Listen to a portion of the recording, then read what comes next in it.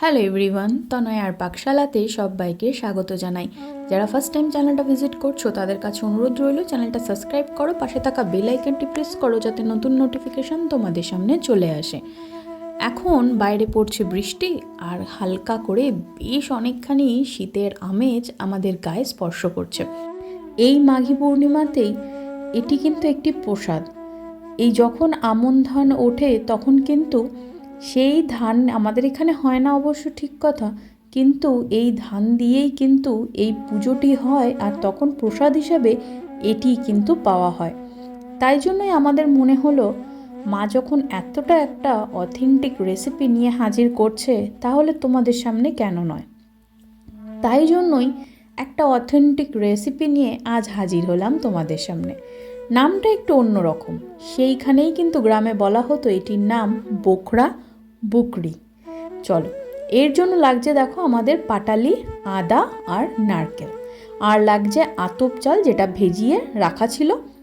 এবার দেখো একটা মিক্সিং জারে সেই জল ঝরানো আতপ চালটাকে খুব ভালো মতন জল ঝরিয়ে একটু শুকনো করে নেওয়া রয়েছে। এবার সেটাকে কিন্তু মিক্সি জারে দিয়ে দিতে হবে। এটা যেহেতু আতপ চাল দিয়েই করে তাই জন্য এখানে আতপ চাল ব্যবহার করা হলো। তোমরা চাইলে কিন্তু এখানে গোবিন্দভোগ চাল দিয়েও করতে পারো, খেতে বেশ ভালোই লাগে। কিন্তু দেখো এখানে কিন্তু যখন এটা পেস্ট করা হয়েছে তখন কিন্তু কোনো রকম জল দেওয়া হয়নি, একটা স্মুথ পেস্ট পাউডার বানিয়ে নেওয়া হয়েছে।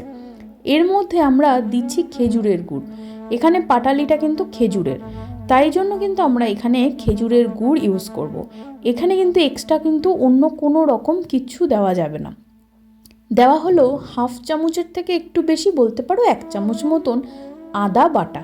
এখানে আদাটাকে আমরা একটু গ্রেট করে নিয়েছি যাতে খুব সুন্দর মিহি পেস্ট হয়। যদি আদাটা এরমভাবে ভালো না লাগে তাহলে তোমরা কিন্তু আদা স্কুইজ করে এর রসটা ব্যবহার করতে পারো। আর বেশ অনেকখানি পরিমাণে দেওয়া হয়েছিল নারকেল। এতে নারকেলের পরিমাণটা যতটা থাকবে খেতে তার স্বাদ কিন্তু দ্বিগুণ হয়ে যাবে। দেখো গুড় কিন্তু বেশ অনেকখানি, দেখো আস্তে করে যখন এটাকে মিক্সারে ঘোরানো হয়েছে গুড় থেকে যে জল কাটে সেটা তোমরা জেনেই থাকবে। তার দরুন কিন্তু এটা বেশ একটু নরম নরম হয়েছে, তাতে কিন্তু চিন্তার কোনো কারণ নেই, কারণ এটা চাল যেহেতু একটু কিছুক্ষণ পরে কিন্তু এটা বেশ অনেকখানি শক্ত হয়ে যাবে চালটা যখন এই গুড়ের জলটাকে অ্যাবজর্ব করবে। খেতে বেশ ভালো লাগে।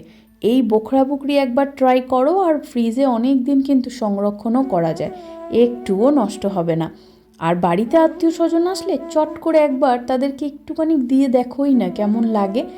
প্রথমে বলবে না, যদি জানতে চায় কমেন্ট সেকশানে কিন্তু জানিও, আর এই রেসিপিটির লিঙ্ক তাদের সঙ্গে শেয়ার করো। ভালো লাগলে অবশ্যই চ্যানেলটা ছেড়ে যাওয়ার আগে সাবস্ক্রাইব করো, কমেন্ট করো, লাইক করো, শেয়ার করো বন্ধু বান্ধব আত্মীয় স্বজন সকলের সঙ্গে। দেখা হচ্ছে আরও একটা রেসিপির সাথে। আমি আর আমার মা ফিরে আসছি।